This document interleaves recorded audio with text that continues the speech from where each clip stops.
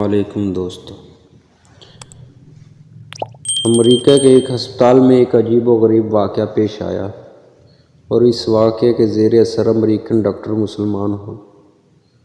مذکورہ ہسپتال میں ایک روز ڈلیوری کے 2 کیس ایک ساتھ آئے۔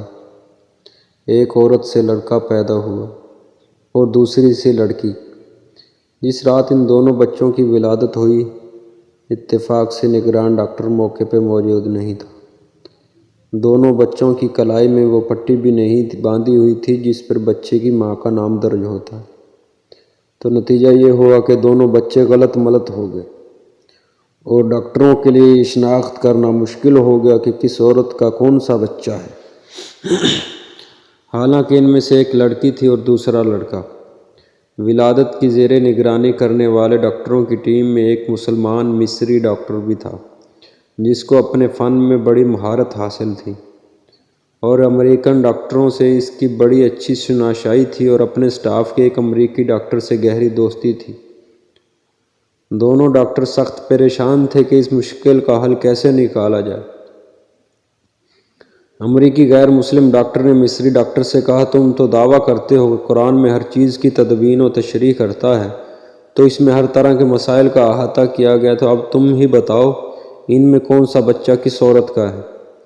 مصری ڈاکٹر نے کہا، ہاں، قرآن حکیم میں بے شک ہر معاملے میں نص ہے اور میں اسے آپ کو ثابت کر کے دکھاؤں گا، مگر مجھے ذرا موقع دیجیے کہ میں خود پہلے اس معاملے میں اطمینان حاصل کر لوں۔ چنانچہ مصری ڈاکٹر نے باقاعدہ اس مقصد کے لیے مصر کا سفر کیا اور جامعہ ازہر کے بعض شیوخ سے اس مسئلے میں استفسار کیا اور امریکن دوست ڈاکٹر کے ساتھ کی گئی بات چیت کے روداد بھی پیش کی۔ ازہری عالم نے جواب دیا کہ مجھے طبی معاملات و مسائل میں ادراک حاصل نہیں،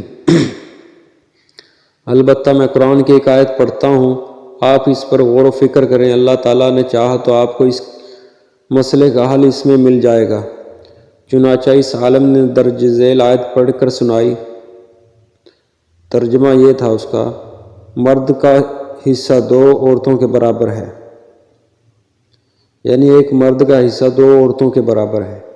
مصری ڈاکٹر نے اس آیت میں غور و تدبر شروع کر دیا اور گہرائی میں جانے پر اسے اس مشکل کا بالآخر حل مل گیا۔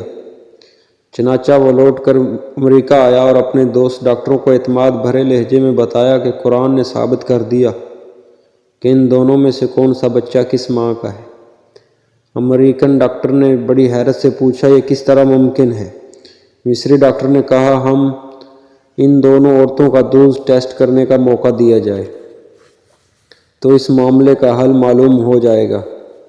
چنانچہ تجزیہ و تحقیق کے نتیجے میں معلوم ہو گیا کہ کون سا بچہ کس عورت کا ہے اور مصری ڈاکٹر نے اپنے غیر مسلم دوست ڈاکٹر کو اس کے نتیجے سے پورے اعتماد کے ساتھ آگاہ کر دیا۔ ڈاکٹر حیران اور ششدر تھا کہ آخر یہ کیسے معلوم ہو گیا۔ مصری ڈاکٹر نے بتایا کہ اس تحقیق و تجزیے کے نتیجے میں جو بات سامنے آئی وہ یہ تھی کہ لڑکے کی ماں میں اور لڑکی کی ماں کے مقابلے میں 2 گنا دودھ پایا گیا ہے۔ مزید برآں کہ لڑکے کی ماں کے دودھ میں نمکیات اور وٹامنز حیاتین کی مقدار بھی لڑکی کی ماں کے مقابلے میں دگنی تھی۔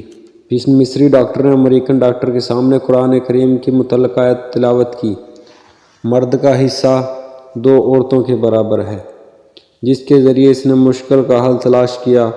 جس عقیدے کو حل کرنے میں دونوں ڈاکٹر نہایت پریشان تھے، چنانچہ وہ امریکی ڈاکٹر فوراً ایمان لے آیا۔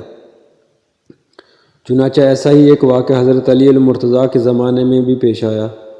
1400 سال پہلے اسلام کے اس پیچیدہ مسائل کے لمحوں میں کس طرح حل کیا تھا، اس مقصد کے لیے وہ واقعہ یہاں پیش کیا جا رہا ہے۔ آپ رضی اللہ تعالیٰ عنہ کے زمانے خلافت میں 2 عورتوں کو ایک ہی جگہ پہ ایک ہی رات میں زچگی ہوئی۔ ایک لڑکا اور دوسری لڑکی تھی۔ لڑکی والی نے اپنی لڑکی کو لڑکے والی کے جھولے میں ڈال کر لڑکے کو لے گئے۔ لڑکی والی نے کہا، لڑکا میرا ہے، اور یہ مقدمہ حضرت علی کے پاس آیا۔ حضرت علی نے حکم دیا، دونوں کے دودھ کے وزن کیے جائیں، جس کا دودھ وزنی ہوگا لڑکا اس کا ہوگا۔